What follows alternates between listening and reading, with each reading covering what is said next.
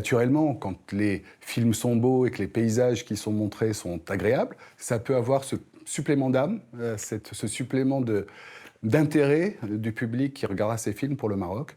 Et ça doit naturellement générer du tourisme.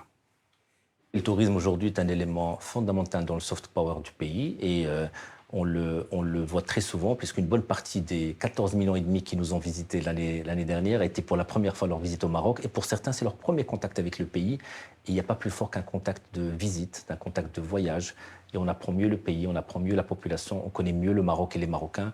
Et pour nous, dans notre approche générale sur la promotion du tourisme, c'est aussi une des manières aussi de doter le pays d'un outil de soft power. Ces résultats dans le domaine de l'influence créent un climat favorable aux objectifs géopolitiques du royaume.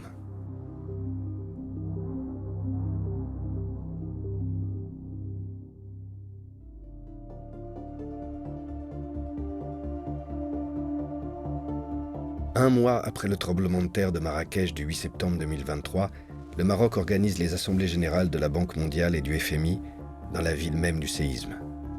Une prouesse technique et politique exigée par le roi Mohamed VI, qui veut une démonstration de force.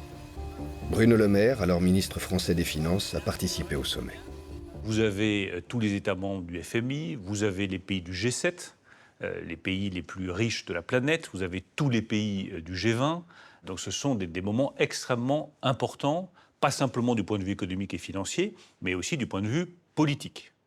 Je me suis battu aussi pour que ce soit maintenu, très franchement, en discutant avec nos partenaires européens, partenaires du G7, pour dire qu'il faut que ça ait lieu à Marrakech. C'est symbolique, c'est très important. Adossé à un événement international d'une telle ampleur, Mohamed VI peut déployer ses canaux diplomatiques. Sur l'échiquier politique international, le Maroc, avec son roi Mohamed VI, est aujourd'hui un acteur puissance.